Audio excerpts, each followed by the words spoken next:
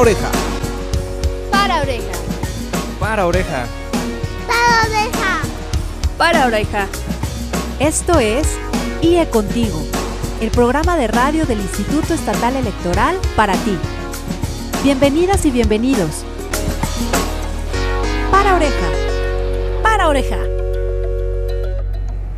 Hola, ¿qué tal, amigas, amigos de IE Contigo? Estamos transmitiendo a través de la red estatal de Hidalgo Radio.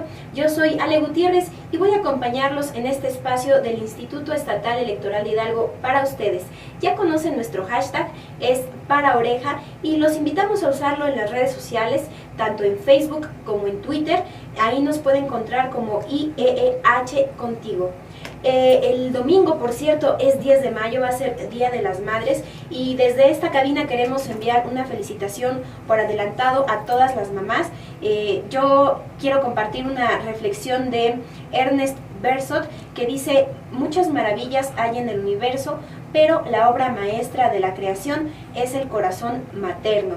Con esta frase arrancamos nuestro programa y bueno, como hemos comentado anteriormente en este espacio, el siguiente año en Hidalgo va a haber un proceso electoral inédito, porque por primera vez en la historia del estado van a coincidir la elección de gobernador o gobernadora, de diputadas y diputados locales y también de ayuntamientos. Ante este panorama y en el marco de las nuevas disposiciones electorales que implica la reforma político-electoral de 2014 y también la creación del Código Electoral del Estado de Hidalgo, el Instituto Estatal Electoral se prepara en los nuevos temas que habrá de atender en la organización de las elecciones.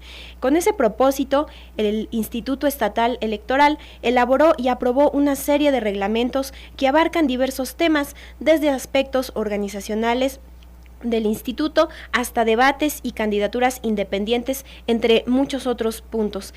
Hoy vamos a hablar de este trabajo de armonización interna de la normativa del instituto conforme al Código Electoral del Estado, que, como recordaremos, entró en vigor a partir de enero de este año y sustituyó la anterior Ley Electoral del Estado. Vamos a tener en unos minutos al licenciado Mario Ernesto Pfeiffer Islas, consejero presidente del Instituto Estatal Electoral, después de un corte aquí en IE Contigo, así que quédese, volvemos con más.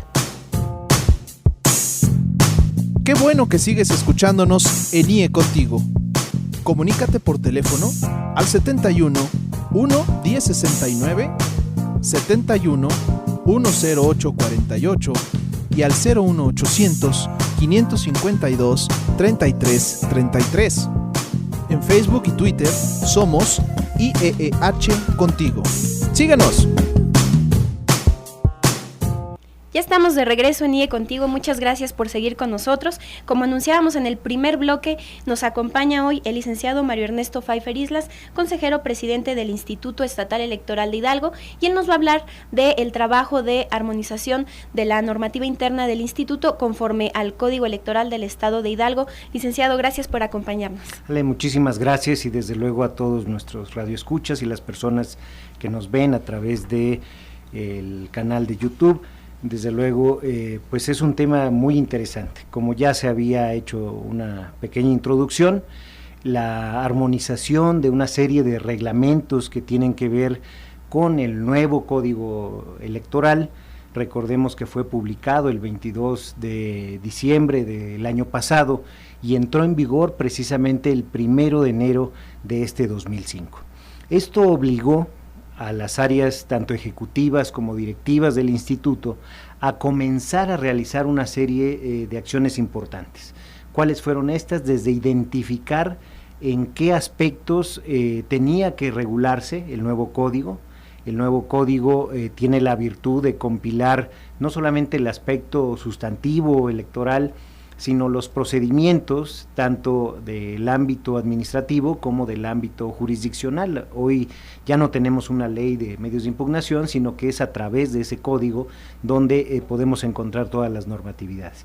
Esto nos obligó a ubicar perfectamente cuáles eran esos reglamentos, lineamientos, reglas de operación, normatividades, y la Junta Estatal Ejecutiva, de manera muy profesional, de manera muy puntual, identificó todos aquellos lineamientos, y es el motivo de toda una digamos, una nueva reglamentación en el Instituto Estatal Electoral que tienen que ver precisamente con esos temas, los temas de regulación de la estructura del instituto. ¿Cuáles serían más en específico algunos de esos puntos que identificaron en el código que habría que regular? Bueno, desde luego, temas tan importantes y tan novedosos como los que habrán de desarrollarse en 2016. En 2016 habremos de estar ya ante las figuras de las candidaturas independientes. Las candidaturas independientes son un nuevo modelo que hoy se tiene en Hidalgo. Es un hecho histórico, hoy lo estamos viendo en las elecciones federales, sin embargo, en las elecciones estatales será la primera ocasión en que se tengan candidaturas independientes. Se contemplaron nuevas instancias en el propio código, nuevas instituciones como es una Contraloría General, como es el tema de una oficialía electoral, y son temas que vienen a darle un nuevas atribuciones, nuevas facultades, nuevas funciones al propio instituto. Desde luego, otro tema fundamental va a ser el de los debates. En la historia electoral también del Estado, resultaba que no se habían podido organizar en estricto sentido algunos debates. Hoy los tenemos ya precisamente regulados a través de unos lineamientos que el Consejo General ha tenido a bien aprobar y que desde luego ha sido un trabajo muy arduo de la Junta Estatal Ejecutiva y desde luego de las consejeras y los consejeros electorales. Consejero presidente, más adelante vamos a tocar cada uno de estos reglamentos y lineamientos que usted nos menciona. En total, platíquenos cuántos fueron aprobados en las sesiones del Consejo General. Bueno, en las sesiones del Consejo General efectivamente 19 normatividades que tienen que ver con estos temas que hemos comentado, pero algunos otros que también son muy importantes, como son los de agrupaciones políticas, como son los de partidos políticos locales. Tenemos algunos lineamientos que no solamente se aprobaron a nivel del Consejo General, tengo que reconocer también un arduo trabajo, por ejemplo, de quien preside la Comisión de Equidad de Género, en donde además se establecieron estrategias hacia el interior del propio instituto, temas que tienen que ver con el aspecto administrativo. El Código Electoral, por disposición de la legislatura, mandató al Instituto Estatal Electoral que estas modificaciones se hicieran dentro de los 120 días. Es decir, si el código entró en vigor el 1 de enero, pues precisamente a finales del mes de abril teníamos que ya tener terminada esta normatividad.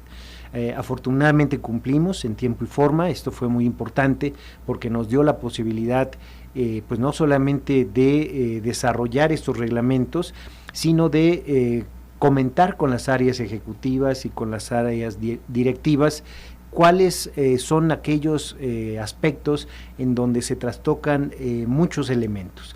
No era un trabajo que se encomendara únicamente a la Dirección Ejecutiva Jurídica, por ejemplo, que si bien es cierto tuvo un papel fundamental en esta etapa del instituto. Lo cierto es que, por ejemplo, temas como las candidaturas independientes nos implican situaciones de radio y televisión, nos implican aspectos de financiamiento y por ende de fiscalización, temas que tienen que ver con la propia organización electoral, desde la representación de los candidatos independientes en las casillas, en los consejos distritales, municipales o inclusive en el propio Consejo General. Es decir, fueron temas que fueron transversales, que ocuparon la atención de todas las áreas y es en lo que seguimos. Pues ahora el gran reto será aplicarlos para el proceso electoral que inicia en 2015, el 15 de diciembre, sin embargo la jornada electoral habrá de realizarse en el 2016, en junio de 2016. Pues qué importante, consejero, contar en estos trabajos con una coordinación de todas las áreas, que cada una en sus respectivos temas puede identificar los puntos que hay que estar regulando y que se conectan entre ellos, como usted bien menciona. Uno de los temas que es muy sonado rumbo a la futura elección del 2016 es el de los debates entre candidatos. A grandes rasgos, ¿cuáles van a ser estas normas o cómo se va a desarrollar la organización y el desarrollo de estos debates? Este fue un documento muy interesante, es un lineamiento precisamente para regular los debates, decir que en 2016 hay la obligación para el Instituto Estatal Electoral de organizar cuando menos un debate para el caso de gobernador del estado. Recordemos que en 2016 habrán de celebrarse las elecciones del Ejecutivo, como hemos mencionado, pero también del Legislativo y de los ayuntamientos. Esto implicará que también pudieran existir debates. Ahí tendrá un papel fundamental el Instituto promoviendo estos debates.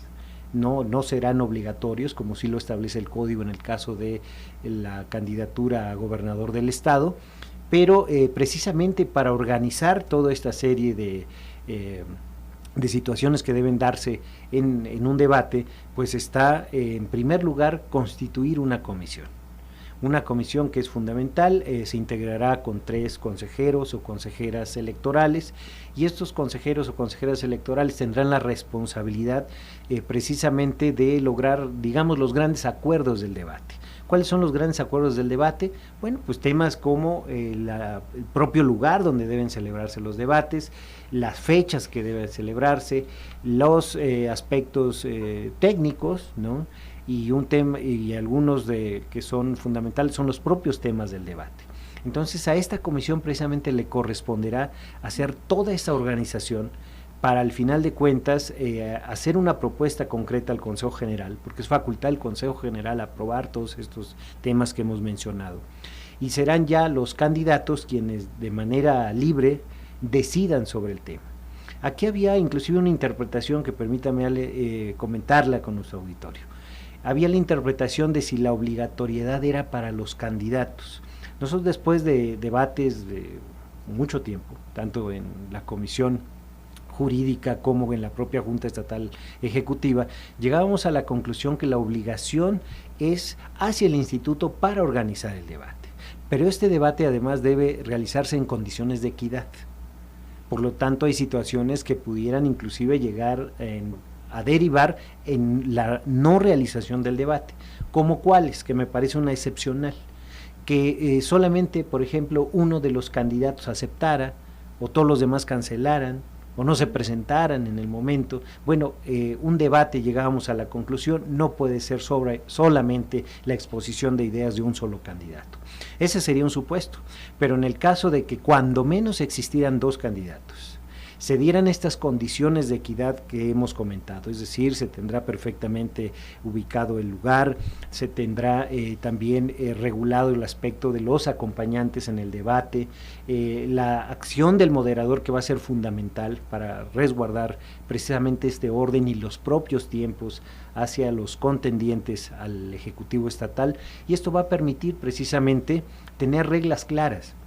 Se comentaba también si los lineamientos debían expedirse con tanta antelación como lo hemos hecho, o si tenían que ser más cercanos al proceso electoral. Nosotros argumentábamos también algo muy importante: era el momento preciso para hacerlo. En este momento pues no hay un proceso local, los partidos políticos pueden tomar decisiones, permítame la expresión, con la cabeza más fría, no a la luz de la contienda, no a la luz del apasionamiento en un momento ya de un proceso electoral, y esto nos permite dar claridad y sobre todo certeza a aquellos contendientes que quieran acudir al debate de que hoy tienen lineamientos específicos para poder llegar a esa confrontación de ideas, que por supuesto será muy benéfica, no solamente, digamos, para una organización electoral, sino, y lo más importante, para el ciudadano, para que el ciudadano conozca las propuestas y el ciudadano pueda confrontar también las ideas de los candidatos o candidatas a la gubernatura. Presidente, usted también nos hablaba sobre un reglamento de la oficialía electoral. ¿En qué consiste la oficialía electoral? ¿Qué podemos entender por este concepto? Sí, tal vez es un término que pudiera dar a equívocos, pero la verdad de las cosas es que la oficialía electoral viene a ser uno de los instrumentos fundamentales hoy en los procesos electorales. Hoy sabemos que hay, y lo hemos escuchado inclusive en los medios de comunicación, constantes quejas, constantes denuncias que muchas veces se dan entre los institutos políticos. ¿Qué es lo que hace la oficialía electoral? Bueno, la oficialía electoral tiene esa potestad de la fe pública. Anteriormente los secretarios fundamentalmente tenían fe, es decir, podían certificar las actuaciones del Instituto Estatal Electoral, en este caso el Consejo General, de los consejos distritales y municipales, ¿sí? Pero en su ámbito, ¿no? En el momento de las sesiones o por una petición expresa que podía realizarse fundamentalmente, sobre todo a posteriori, después de que hubieran ocurrido ciertos actos. ¿Qué es lo que hoy sucede con la oficialía electoral? Es una forma de fedatar a estos secretarios. El secretario ejecutivo, digamos, es el eje fundamental en torno al cual gira la oficialía electoral, y tiene que ver precisamente con aquellas quejas, aquellas denuncias que realicen los partidos. En ocasiones hay partidos que se quejan por cuestiones, por ejemplo, de la propaganda electoral, que se ha colocado en lugares prohibidos o que ha sido destruida su propaganda. Bueno, eso requiere una celeridad muy importante en las investigaciones, y esto es lo que va a hacer la oficialía, tener la posibilidad de acudir.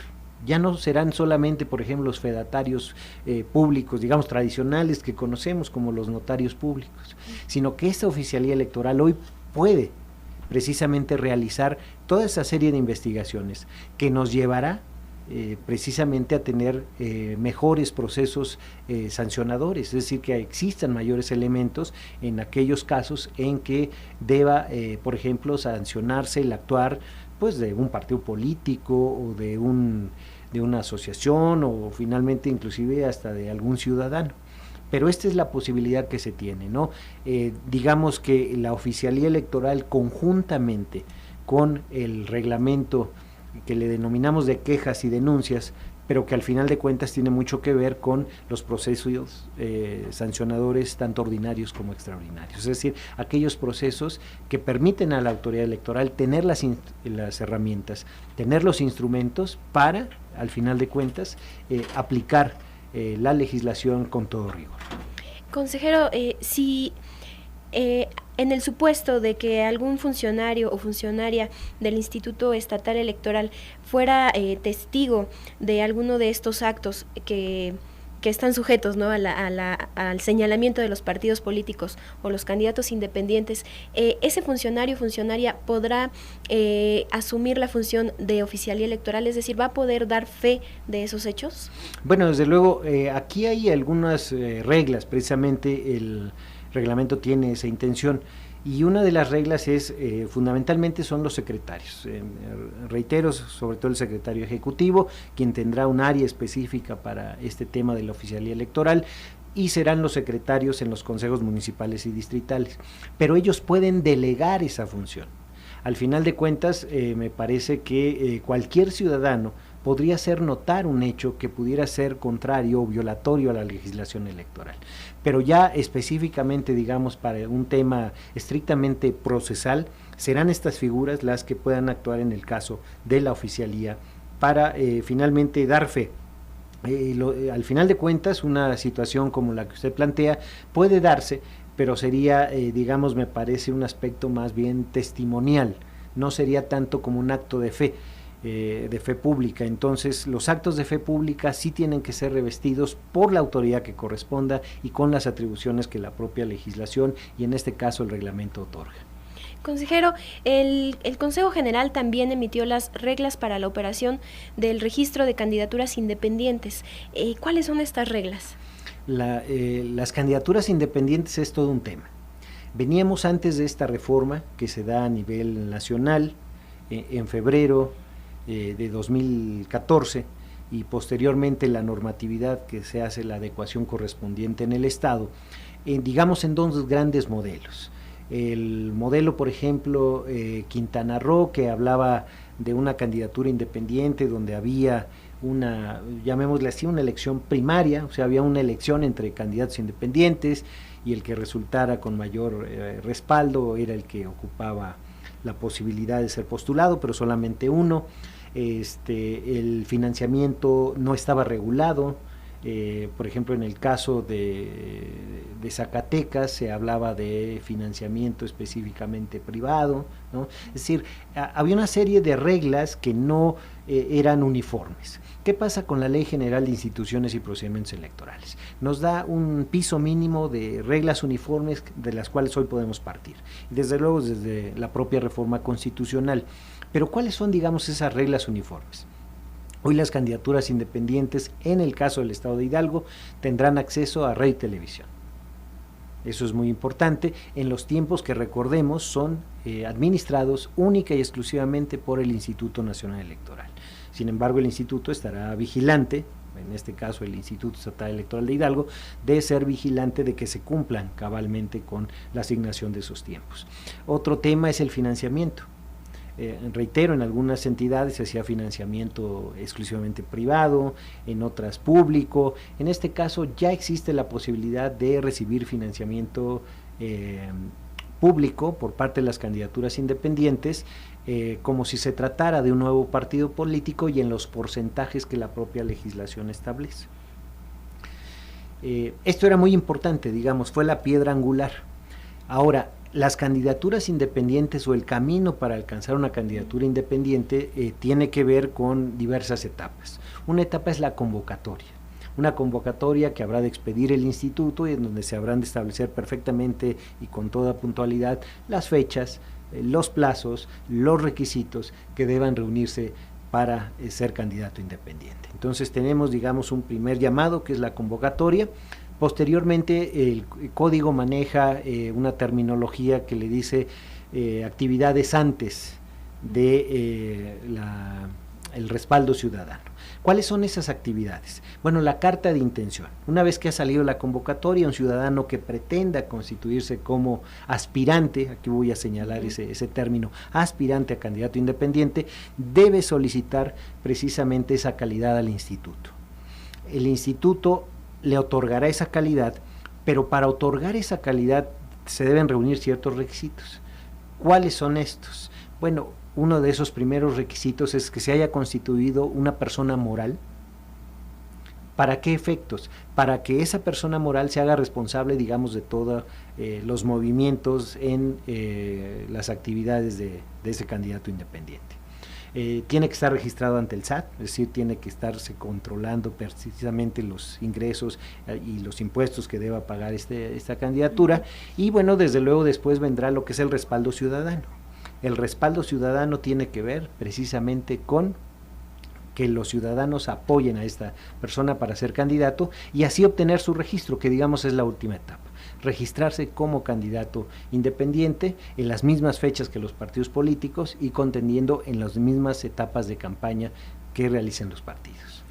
Consejero presidente, ¿significa esto que los candidatos y las candidatas independientes van a poder contender en igualdad de condiciones y también de obligaciones con los candidatos de los partidos políticos? Sí, como lo hemos manifestado, tendrán un respaldo en cuestión del financiamiento público, desde luego pueden tener financiamiento privado con el porcentaje que limita el propio código, digamos del 10% del total de los topes de campaña, y por lo tanto, bueno, hay esa posibilidad. Desde luego un candidato independiente no necesariamente se puede equiparar a un partido político, sin embargo, sí hay condiciones para que los ciudadanos, independientemente de los partidos, puedan participar en los procesos electorales.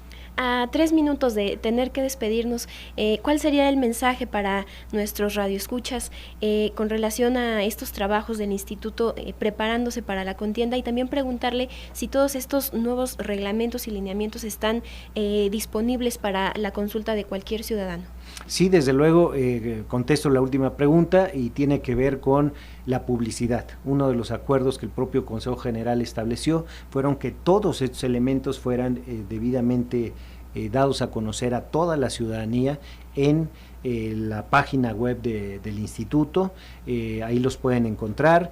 También han sido debidamente publicados en el periódico oficial del Estado, y desde luego una de las intenciones del instituto será además publicitarlos a través de una edición específica de todos los reglamentos, lineamientos, reglas de operación que ha expedido en esta etapa el instituto, como complemento, porque seguramente el código de manera aislada pues no se podría entender en su integralidad si no están bien con estas normas tan importantes que el instituto hoy ha desarrollado. Por mi parte, invitar al respecto de este comentario a quienes nos escuchan a visitar la página del Instituto Estatal Electoral, es www.ieehidalgo.org.mx. Ahí, entrando en la sección de estructura y funciones, van a encontrar ustedes en la parte inferior derecha toda esta serie de reglamentos y lineamientos emitidos.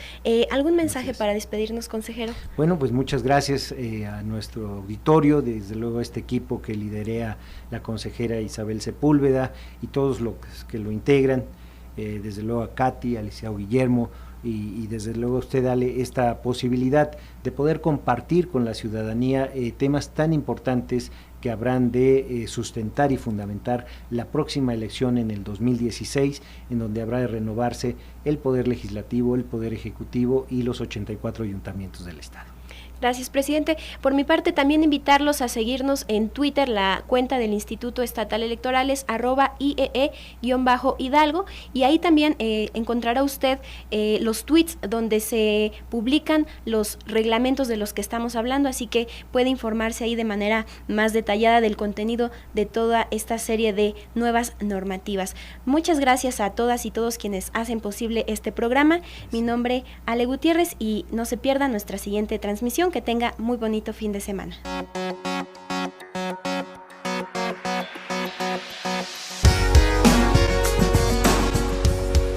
Por hoy ha sido todo. Escuchaste IE Contigo. Recuerda que este es un programa hecho para ti. En el Instituto Estatal Electoral te deseamos un excelente fin de semana.